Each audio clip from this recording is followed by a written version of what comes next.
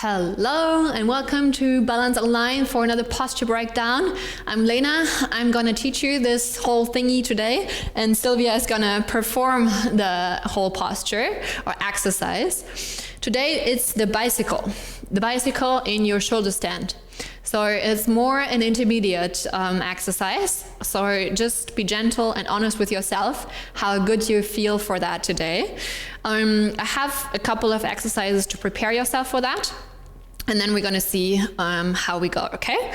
So for the bicycle in the shoulder stand, I would like to prepare your shoulders. So let's start in the laid down position on your stomach. So I want you to come down onto your stomach. And you place your forehead down onto the mat while you have your arms alongside the body. We start with a couple of breaths. As you know, in Pilates we like to inhale through the nose and we exhale throughout the mouth.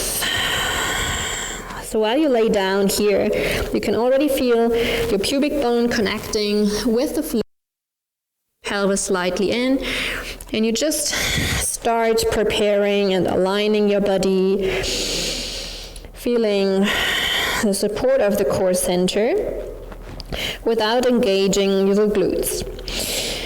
So as I said before, for the bicycle we're going to have a lot of focus also on the shoulders. We want to be able to open the chest and squeeze the shoulders together. So with this exercise, we also start initiating from the shoulders. Place your attention on your shoulder blades. With the next exhale, you want to lift your arms from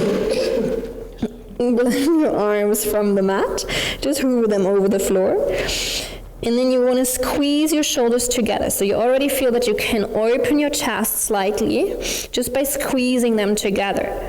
With the next exhale, you want to go further with lifting your head up because you just squeeze further together. And you go as far as you can and you see how much you can open your chest. So it's rather the shoulders pulling here together as if you want to squeeze my hand together that is positioned on your spine. And by really squeezing here and lengthening your arms to the back, you can feel that you can lift the chest without taking the strength of your glutes, really taking the upper back muscles and the shoulders to pull them together. Then you inhale, you lower your upper body back down. So it's like really in those steps that you start from the shoulders and you continue using the shoulder blades to really go together. So they're like those little wings, right? How do you see it? Like this.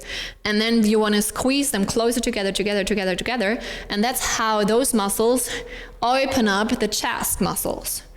That's it. The neck stays long though. So your gaze is pointed down. Yeah. And it's first from the shoulders, and then you can take the image of someone pulling on your fingertips to the back, but without taking the glutes. So the glutes can let go because otherwise you focus too much on your lower back. And then you inhale your lower back down. So this is an exercise that helps you a lot to prepare yourself for the shoulder stand. Let's do just 2 more because that's not the focus of this class today.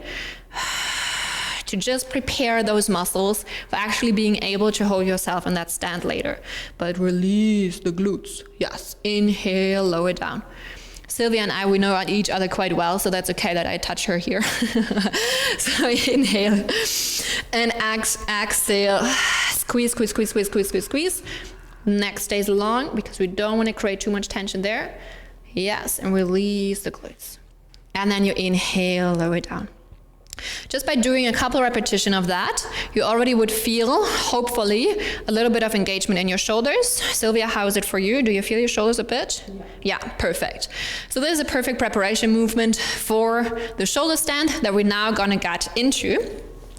So you can roll yourself over into your onto your backs, and then I'm gonna join Sylvia for the first one. So we start having our arms next to the body, and then we take our legs straight up to the ceiling. We start with our roll over. So the roll over starts with pressing your lower spine down into the mat. So that's how your legs come a little bit closer. And then you continuously initiate from the core when you take those legs over your head. There we go. Yes. And then from here, you take your hands on your hip. So your thumbs are on your like the belt of your pelvis. I hope you know what I mean by that. It's just like different when you learn this whole thing in another language. So we say like belt of your hip here. So that's basically where your pelvis starts. You have a good support here. And then you want to walk those elbows closer together. So that's where we squeeze those shoulder blades together now. And then we want to open the chest. While we do that, we let our hip fall into our hands. And that's why we want to move those elbows closer so that we don't have too much weight on the inner side of our elbow, on this part. We really want to have it like on the straight line of our upper arm. I hope that makes sense. And then once you have a good balance here on your elbows and you feel the weight of your hip in your hands, then you start lengthening those legs up to the ceiling before you bend one leg and then bend the other leg. Let the one leg drop to the front or like to the back, however you want to see it. And that's where you start your bicycle. You lengthen the leg that is close to your head. You lengthen it up to the ceiling and then you switch those legs around. Bend, let the foot fall to the front while you extend the other leg close to your head to the front. And then you circle again. Or you basically ride your bicycle in that way. So after some time, after you rode your bicycle here for a long time, you might feel a little bit pressure on your elbows or on your arms. Because basically the whole upper body is on your arms, right? So also for Sylvia here, stay in this position for a second, if it's still comfortable. Is it okay? Yeah. Just try to move those elbows a little bit closer together. Think about the previous exercise that we had. Squeeze. Yes, beautiful, perfect. And then you let the hip drop a little bit more into your hands. Yes. So it almost feels like as if you would want to hollow your lower back. That's how you want to drop the hip. Exactly. And then from here you let you bend the knee and you let the foot drop towards the mat. And that is like mostly uncomfortable when you don't pull your elbows together. So this is like a continuous interplay or like connection with your mind and body that you always want to squeeze the shoulders and be aware of those details.